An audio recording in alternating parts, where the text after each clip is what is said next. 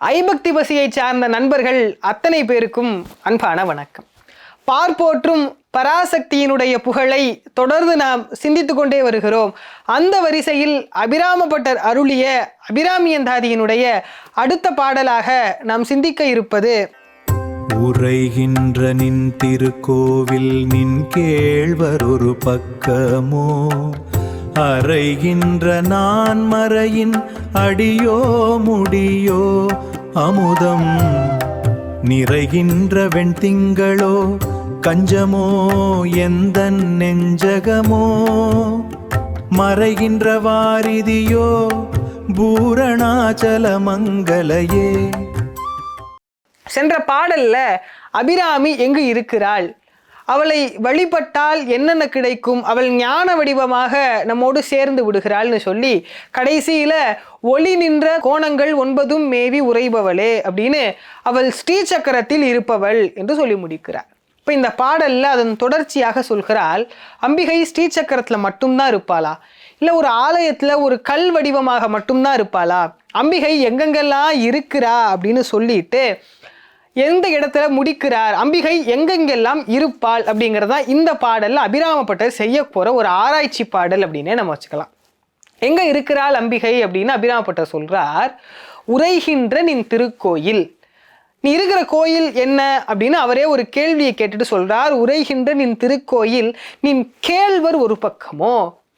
500 சொல்லப்படுகின்ற அம்பிகையினுடைய ஒரு வடிவம் அர்த்தநாரீஸ்வர வடிவம். அம்பிகைன்னு இல்லை, 500 இல்லை, நீங்கள் எந்த பழங்கால நூலை எடுத்து பார்த்தா கூட சிவம் வேறு சக்தி வேறுங்கிற வடிவத்தை சொன்னதே கிடையாது. சிவமும் ஒன்றுதான், சக்தியும் ஒன்றுதான்.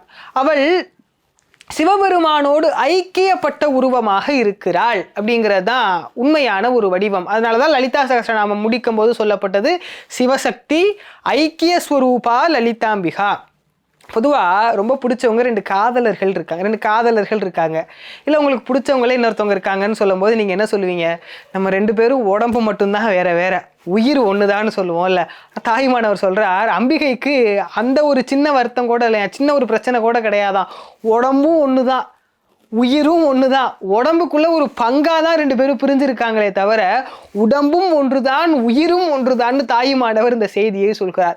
அவளே அர்த்தநாரி ஸ்வரூபிணியாக அவள் சிவபெருமானுடைய வாமபாகத்தோடு இணைந்து கொண்டு, இதுவும் சிவத்தை வழிபாடுவர் சொல்லுவாங்க, சிவபெருமான் தன்னுடைய ஒரு பாகத்தில் அம்பிகையை வைத்து கொண்டார் அப்படின்னு சொல்லுவார்கள்.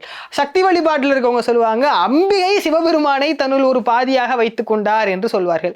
எப்படியோ சிவமும் சக்தியும் இணைந்த ஒரு சொரூபமாக, சிவசக்தி ஐக்கிய சொரூபமாக நின் கேழ்வர் ஒரு பக்கமோ என்று அபிராமப்பட்டர் சொல்லும்படியாக சிவபெருமானோடு இணைந்த அம்பிகை இருக்கிறாள் என்பதை அபிராமப்பட்டர் சொல்கிறார். உரைகின்ற நின் திருக்கோயில் நின் கேழ்வர் ஒரு பக்கமோ. ஒரு கேள்வி கேட்கிறார், ஒருவேளை சிவபெருமானோட நீ இணைந்து இருக்கிறியோ கேட்டுட்டு சொல்றார், சிவபெருமானோட மட்டும் இல்லை, அறைகின்ற நான் மறையின் அடியோ முடியோ. நீ வேதத்தை ஸ்வரூபினின்னு சொல்கிறாங்க, வேத மாத்தான்னு சொல்கிறாங்க, ஒருவேளை வேதத்தோட உச்சியில் இருக்கிறியோ இல்லை வேதத்தோட முடிவில் இருக்கிறியோ. அபிராமப்பட்டரே ஒரு பாடலை சொல்கிறார், சுருதிகளின் பனையும் கொழுந்தும் பதிகொண்ட வேறும்னு அவரே ஒரு பாடலில் பதிவு செய்வார். அம்பிகை வேதத்தினுடைய சாரமாக இருக்கிறாள், வேதத்தை தோற்றியவளும் அவளே, வேதத்திற்குள் இருப்பவளும் அவளே, வேதத்தின் பொருளாக இருப்பவளும் அவளே. அவர் கேட்கிறார், ஒருவேளை வேதத்தினுடைய அடியில் இருக்கிறியா இல்லை முடியில் இருக்கிறியாங்கிறது எனக்கு தெரியலையேன்னு கேட்டுட்டு அடுத்து சொல்கிறார், அமுதம் நிறைகின்ற வெண் திங்களோ. ஒருவேளை எல்லா பௌர்ணமி நிலவுன்னு சொல்கிறாங்கல்ல, முழு பூரண சந்திரன், அந்த சந்திரனுக்குள்ளே ஒருவேளை நீ இருக்கிறியோ. இதனால தான் அபிராமப்பட்டரே கூட உன்னுடைய முகம் பௌர்ணமி மாதிரி இருக்குது, உன்னைய பௌர்ணமிங்கிற திதி பூஜை பண்ணிக்கிட்டு இருக்குங்கிறதுனால நீ பூரணம் நிறைந்தவள், ஒருவேளை பௌர்ணமிங்கிற முழு நிலவுக்குள்ள நீ பூரணமாக இருக்கிறியோ அப்படின்னு கேட்கிறார். இந்த பாடல்ல இன்னொரு நுணுக்கமான ஒரு செய்தி இருக்கு. அவர் என்ன சொல்றார், முழுமையான சந்திரனுக்குள்ள இருக்கிறியா அப்படிங்கிறதும் நீங்க பொருள் எடுத்துக்கலாம். இன்னொரு பொருள் என்ன, அமுதம் நிறைகின்ற வெண்திங்களோன்னு சொல்றார். இங்க பாருங்க, முழு பௌர்ணமியா இருந்தா என்ன சொல்லியிருக்கணும்? அமுதம் நிறைந்த வெண்திங்களோன்னு சொல்லணும். ஆனா அபிராமப்பட்டர் என்ன சொல்றார்? அமுதம் நிறைகின்ற வெண்திங்களோ அப்படின்னு பதிவு சொல்றார். நிறைகின்ற என்ன, நிறைஞ்சிருச்சானா என்ன சொல்லுவோம்? இப்பதாப்பா கொஞ்சம் கொஞ்சமா நிறைஞ்சுக்கிட்டு இருக்குன்னு சொல்லுவோம். நீங்க வெண்திங்களோ, இங்க பாருங்க, நான் சாப்பிட்டேன் அப்படின்னு சொல்றது சரி, நான் வாயால சாப்பிட்டேன்னு சொல்றது சரி, சொன்னா சரியா? நான் பார்த்தேன்னு ஒரு விஷயத்த சொன்னா சரி, என் கண்ணால பார்த்தேன், பின்ன எல்லாரும் காதுல பார்ப்பாங்களா? பார்க்கிறது எல்லாரும் கண்ணால தானே பார்ப்பாங்க. அது என்ன வெண்திங்களோ? திங்கள் அப்படின்னாலே நிலாங்கிறதுனால வெண்மை நிறத்துல தானே இருக்கும். அது என்ன வெண்திங்களோன்னு இந்த இடத்துல ஏன் ஒரு அடைமொழியை போடணும்னு கேட்டா, வெண்மை அப்படிங்கிற ஒரு சொல்லுக்கு நிகண்டுல பல பொருள்கள் இருக்குது. வெண்மைங்கிற சொல்லுக்கு வெள்ளை நிறம் அப்படின்னு ஒரு பொருள், அறியாமை என்ற ஒரு பொருள், இன்னொன்று இளமை அப்படிங்கிற ஒரு பொருள். இந்த இடத்துல அந்த இளமை அப்படிங்கிற ஒரு பொருளை எடுத்து நீங்க வச்சு பாருங்களேன். அமுதம் நிறைகின்ற வெண்திங்களோ அப்படின்னா முழுமையான பூரண சந்திரன்ல மட்டும் அம்பிகை இருக்கிறான்னு சொல்ல முடியாது. அமாவாசையிலேருந்து 15 நாள் அம்பிகை சந்திரன் வளர்ந்து கொண்டே போகல, ஒவ்வொரு பிறையாக வளர்ந்து கொண்டே போகல. அதுதான் அமுதம் நிறைகின்ற வெண்திங்களோ.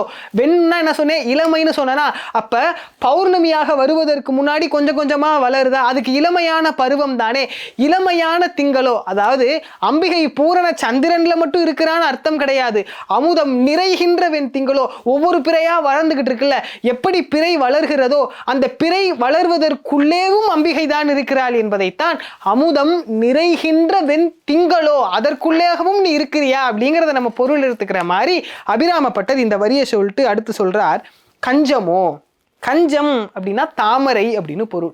நம்ம நார்மலாக நிறைய பாடல்களில் பார்த்துட்டோம், அம்பிகை அரவிந்தமெல்லாம் துதிசயம் ஆனன சுந்தரவள்ளி அப்படின்னு அம்பிகையை தாமரைகள் எல்லாம் வணங்கி கொண்டே இருக்கிறது.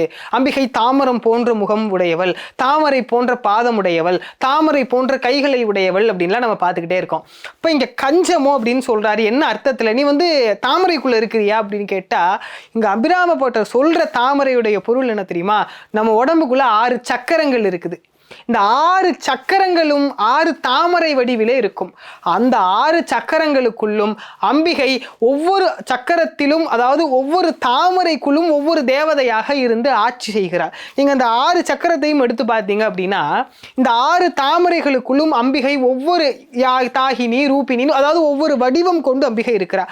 ஒவ்வொரு தாமரையிலையும், ஒரு தாமரையில 2 முகம், ஒரு தாமரையில 11 முகம், ஒரு தாமரையில 3 முகம், அதாவது அப்படி சொல்லி ஒவ்வொரு தாமரையிலையும் ஒவ்வொரு முகம் கொண்டு, ஒவ்வொரு தாமரையிலையும் பல பல நிறங்கள் வைத்துக்கொண்டு அவள் அருள் செய்து கொண்டு இருக்கிறார். அதனாலதான் லலிதா சகஸ்ரநாமத்துல இவள் 6 தாமரைக்குள்ளும் இருக்கிறாள் என்பதைத்தான் மூலாதாராதி நிலையா, சகசிராதார நிலையான்னு சொல்லி, அதாவது ஒவ்வொரு சக்கரங்களுக்குள்ளும் அம்பிகை இருக்கிறாள் அப்படின்னு லலிதா சகஸ்ரநாமம் நமக்கு எடுத்து சொல்கிறது. அப்படி அந்த 6 ஆதார தாமரைகளுக்குள்ளும் அம்பிகை நாயகியாக இருக்கிறாளோ என்பதைத்தான் கஞ்சமோ என்று சொல்லிட்டு அடுத்த வரி சொல்கிறார், எந்தன் நெஞ்சகமோ. பொதுவா கடவுள் எங்க இருக்கிறார் அப்படின்னு கேட்டால், நம்ம அபிராமப்பட்டர் சொன்ன மாதிரி இந்த லிஸ்ட் சொல்றோம். அம்பிகை தூணிலும் இருப்பார், துரும்பிலும் இருப்பாள், எல்லா இடங்களிலும் இருப்பாள்னு சொல்றதை தாண்டி கடவுளோட பெர்மனன்ட் அட்ரஸ் எது தெரியுமாங்க?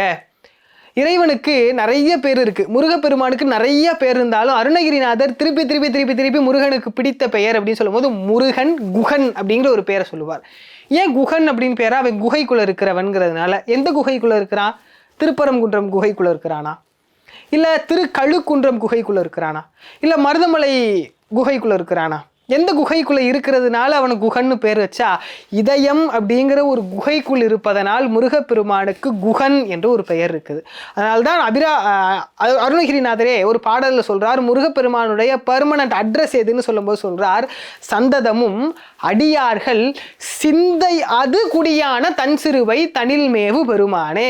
முருகப்பெருமானுடைய பெர்மனன்ட் அட்ரஸ் எது தெரியுமா?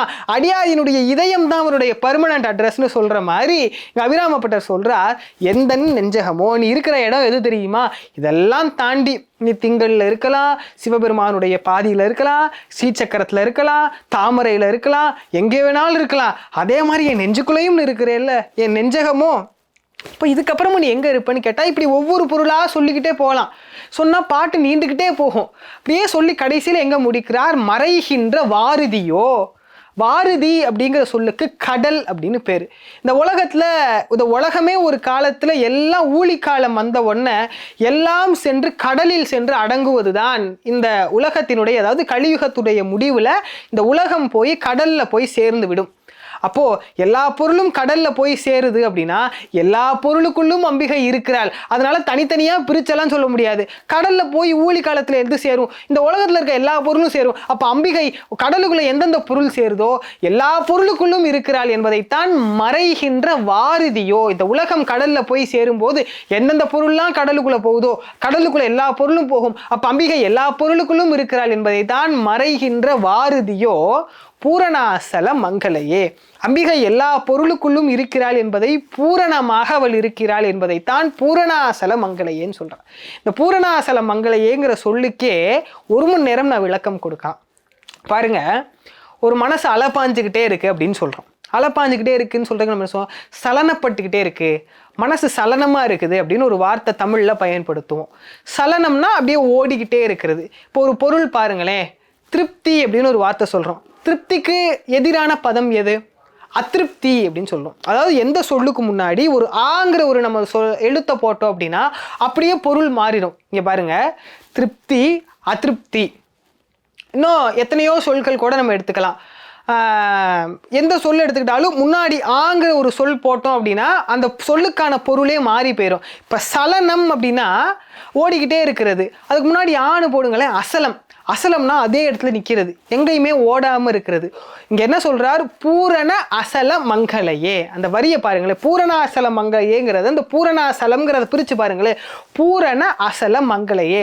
அம்பிகை, நான் என்ன சொன்னேன், அவள் எல்லா பொருள்கள்லையும் இருக்கிறேன். இப்போ நான் இங்கே இருக்கிறேன், இங்கேருந்து என் பக்கத்து ரூமில் என்ன நடக்குதுன்னு எனக்கு தெரியாது. நான் என்ன பண்ணணும்? இங்கேருந்து ரூம் கதவை திறந்து வெளியே போய் பக்கத்தில் என்ன நடக்குதுங்கிறத பார்க்கணும். ஆனால் அம்பிகை தான் எல்லா இடத்துலையும் இருக்கிறாளே, எல்லா பொருள்லையுமே இருக்கிறாளே. அப்போ என்ன பண்ணணும்? அவள் எங்கேயும் நகரவே வேண்டாம், இருக்கிற இடத்துலயே பரிபூர்ணமாக உட்காந்தே இருந்தால் போதும். அதனால தான் அம்பிகை அபிராமப்பட்ட சொல்றார் பூரண அசல. அவள் எங்கேயுமே நகரலை. பூரண அசல மங்களையே, பூரண அசல மங்களையே. பாகீச கலாநிதி கீவாஜா அவர்கள் இன்னும் இதை விளக்கி பொருள் சொல்கிறார். பூரணாசல மங்களையேங்கிற சொல்ல நம்ம பிரிச்சோன்னு வைங்களேன், பூரணாசல மங்களையே, பூரண மங்களையே, அசல மங்களையே அப்படின்னு நம்ம பொருள் எடுத்துக்கலாம். பூரண மங்கள அப்படின்னா அவள் பூரணமாக இருப்பவள். மங்களா கிருதின்னு கூட லலிதா சகஸ்ரநாமத்தில் அம்பிகைக்கு ஒரு நாமம் வரும். அவள் பரிபூரணமாக இருப்பவள், எல்லா இடத்திலும் வியாபித்து நிறைந்து இருப்பவள். அதனால் அவள் பூரணமான மங்கள ஸ்வரூபிணியாக இருக்கிறாளுங்கிறத பூரண மங்களையேங்கிற சொல்லுக்கு பொருள் எடுத்துக்கலாம். இன்னொன்று அசல மங்களையே, நான் என்ன சொன்னேன், பூரணாசல மங்களையேங்கிற சொல்லுக்கு பூரண மங்களையேனும் பொருள் எடுத்துக்கலாம், அசல மங்களையே அப்படிங்கிறதும் பொருள் எடுத்துக்கலாம்னு கீவாஜா சொன்னாருன்னு சொன்னேன். அசலம் அப்படிங்கிற சொல்லுக்கு தமிழ்ல மலை அப்படின்னு பொருள். இங்க பாருங்களேன், அருணாச்சலம் அப்படின்னு திருவண்ணாமலைக்கு ஒரு பேர் இருக்கு. ஏன் வந்துச்சு? அருணம் அப்படின்னா தமிழ்ல நெருப்பு அப்படின்னு பேரு, அசலம்னா நான் சொன்னேன் மலைன்னு பேரு. திருவண்ணாமலை ஒரு நெருப்பு மலை. அயனுக்கும் அரிக்கும் சிவபெருமான் ஜோதி ஸ்வரூபமாக காட்சி கொடுத்த தீப திருநாள் தான் அந்த ஜோதி ஸ்வரூபமான அந்த மலை தான் திருவண்ணாமலை. அதனால அந்த மலைக்கு அருணாச்சலம், அதாவது நெருப்பு மலை. அருணம் கூட்டல் அசலம் அருணாச்சலம்னு மாறிடுச்சு. விருத்தாச்சலம்னு ஒரு பேர் இருக்கு. விருத்தா அப்படின்னா பழமைன்னு பேரு. அம்பிகைக்கு கூட லலிதா சகஸ்ரநாமத்துல விருத்தா, அவள் பழைய நாயகி, முன்னைக்கு முன்னை பழம்பொருளாக இருப்பவள், அவளுக்கு விருத்தா அப்படின்னு பேரு. அப்ப விருத்தாச்சலம் ரொம்ப பழைய ஊர், அது ஒரு மலை. விருத்தாங்கிற மலை, விருத்தா கூட்டல் அசலம், விருத்தா மலை, விருத்தா கூட்டல் அசலம் விருத்தாச்சலம்னு ஆயிடுச்சு. அப்போ அசல மங்களையே அப்படின்னா அவள் மலையில் இருக்கும் நாயகி அப்படின்னு பொருள் எடுத்துக்கலாம். எந்த மலையில இருக்கிறா? இமவானுக்கு மகளாக, பர்வதராஜனினுடைய மகளாக, பார்வதியாக அவள் மலையிலே அவதாரம் செய்தாள். அதனால் அவள் அசல மங்களையே என்ற சொல்லுக்கும் பொருள் எடுத்துக்கொள்ளலாம் என்று கீவாஜ் அவர்கள் பொருள் சொல்வார். அம்பிகை போன பாடல்ல அவள் ஸ்ரீசக்கரத்தில் நிலைத்து இருக்கிறாள் என்று நமக்கு அபிராமப்பட்டர் சொன்னார். ஸ்ரீசக்கரத்தில் மட்டும்தான் இருக்கிறானா, நம்ம அவளை தேடி ஸ்ரீசக்கரம் போய் அவளை தேடணும். ஸ்ரீசக்கரத்தில் மட்டும்தான் அவள் இருக்கிறான்னு பொருள் கிடையாதுப்பா. ஸ்ரீசக்கரத்திலையும் இருக்கிறா, வேற எங்கெங்கெல்லாம் இருக்கிறா? அடியாரினுடைய நெஞ்சகத்தில் இருக்கிறாள், வளர்கின்ற திங்களில் இருக்கிறாள், தாமரையில் இருக்கிறாள், அதாவது 6 தாமரைகளிலும் இருக்கிறாள், சிவபெருமானுடைய அங்கத்தில் இருக்கிறாள், மறைகளில் இருக்கிறாள். எந்தெந்த பொருள்கள் எல்லாம் கடலில் போய் சேருமோ, அதாவது உலகத்தில் உள்ள எல்லா பொருள்களுக்குள்ளும் பூரண அசலமாக அவள் பூரண நாயகியாக நிறைந்து வியாபித்து இருக்கிறாள். எதை பார்த்து கும்பிட்டாலும், எந்த தெய்வத்தை கும்பிட்டாலும், ஒரு கல்லை கும்பிட்டால் கூட அங்கு பராசக்தி நிலைத்து இருக்கிறாள் என்பதை இந்த பாடலில் அபிராமப்பட்டர் நமக்கு சொல்லி நிறைவு செய்கிறார் என்று சொல்லி, மேலும் ஒரு அபிராமி அந்தாதி பாடலோடு உங்களை சந்திக்கும் வரை உங்களிடமிருந்து விடைபெறுவது உங்கள் அஸ்வின் அண்ணாமலை.